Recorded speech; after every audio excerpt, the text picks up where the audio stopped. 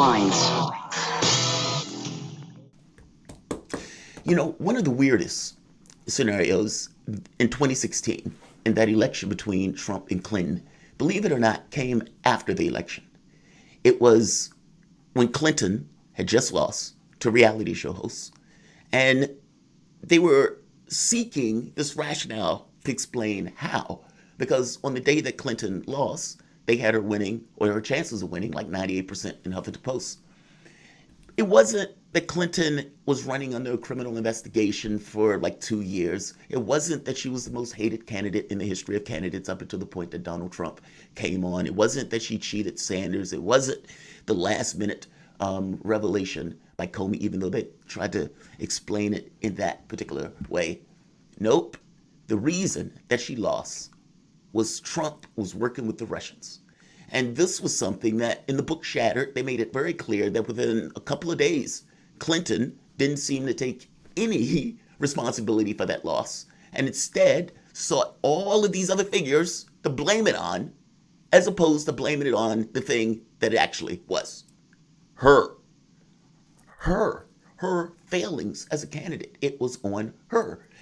But even if you want to take it off her for the moment, the Clinton campaign was very clear in the book Shattered that they were going to use their communications to blame Trump and Russia as the reason to which they lost. Now, this goes back to the Brennan document that was released by DNI Ratcliffe that also made it clear that that was something that these guys were planning. They even tried to say that was Russian disinformation, despite the fact it was in Brennan's own handwriting. In this very specific instance, though, think of the things that Clinton could have blamed it on, legitimately blamed it on.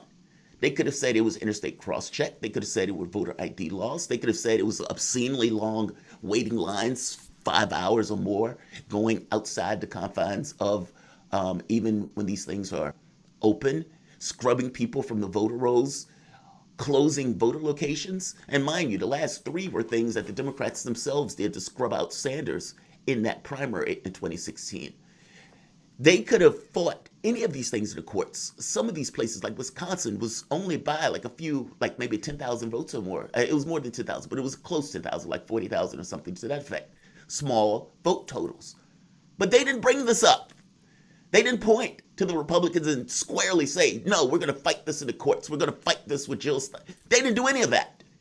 They screamed Russia. They screamed Russia, the Red Menace. Vladimir Putin riding a bear across the ocean, swimming bear. Yeah, that's what they went with. They didn't deal with, it was things internal to the country itself as the problem and as the responsible party. They went with a complete delegitimization campaign of Donald Trump using Russia to do so. When they use this term Russia, they're using it almost to denigrate it. And in the denigration of it, drag in other stuff with it. It's disgusting. They've used this a lot now, and this has become a motif, screaming disinformation as a way to disinform. The Hunter Biden stuff and the revelations that recently came out are also being hit with the same brush. This sounds like a political operations document from internal, meaning from the standpoint of Trump and from the standpoint of Giuliani, just in the way that the information was came out, of a repairman that gets a laptop and all this other stuff. It's bizarre. It makes more sense to believe that this is internal to the country. But what happened? Adam Schiff goes on Wolf Blitzer and screams Russia disinformation 5,000 times in 30 seconds. It's as if he was in a contest to see how many times can I say Russian disinformation in 30 seconds. Like it was a beer drinking contest behind the scenes that the public just didn't know about. It was horrible. The reality of it is, though, Joe Biden has been mum. The mainstream media has been out here fighting hard for Joe Biden on this, but Joe Biden has been mum. That was not a date that was scheduled. I want you to hear DNI Ratcliffe one more time, because DNI Ratcliffe makes it very clear, DNI Director of National Intelligence, John Ratcliffe, makes it very clear this is not Russian disinformation. Let's hear the clip. Tell us what's real and what's fake. Is this Russian disinformation, Director? So, Maria, it's funny that some of the people that complain the most about intelligence being politicized are the ones politicizing intelligence. And unfortunately, in this case, it is Adam Schiff, the chairman of the House Intelligence Committee, who, as you pointed out on Friday, said that the intelligence community believes that Hunter Biden's laptop and the emails on it are part of some Russian disinformation campaign. Let me be clear. The intelligence community doesn't believe that because there's no intelligence that supports that. And we have shared no intelligence with Chairman Schiff or any other member of Congress that Hunter Biden's laptop is part of some Russian disinformation campaign. It's simply not true. And this is exactly what I said I would stop when I became the director of national intelligence. And that's people using the intelligence community to leverage some political narrative. And in this case, apparently Chairman Schiff wants anything against his preferred political candidate to be deemed as not real, and is using the intelligence community, or attempting to use the intelligence community, to say there's nothing to see here. Don't drag the intelligence community into this. Hunter Biden's laptop is not part of some Russian disinformation campaign, and I think it's clear that the American people know that.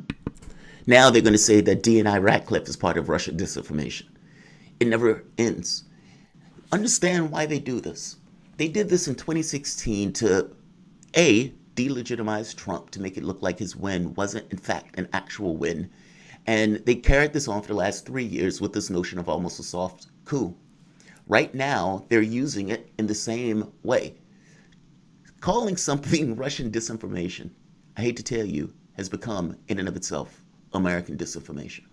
Shane, the media has been fighting for Joe Biden on this harder than Joe Biden has been fighting for Joe Biden on this.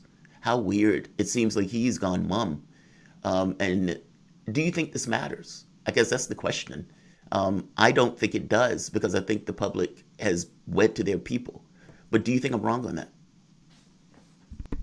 I think that they're actually, I think in the political arena, you're pretty much just dealing with people who are already wed, to use your term. But outside of the political arena, including in terms of a lot of the people who are going to be voting, and I believe that there are a lot of people who are going to be voting who, don't follow politics all that closely, I think this could matter. I think if this comes up during the debate specifically, the media blackout won't matter so much, because people will start to be like, hey, what the heck is he talking about? And, even then there are questions about whether they start to look into it. Are they going to be disinformed? At this point, though, with the DNI coming out, I think a lot of, with the DNI coming out and saying this is not Russian disinfo, I think a lot of people who would have fallen for that argument might not fall for it, because there's a back and forth. At least there's a sort of tug of perspectives going on, where usually there is none. So yeah, if Trump brings it up during the debate, I think that would be a coup for him if he does it well, and if he does it in a way that gets people interested in the story.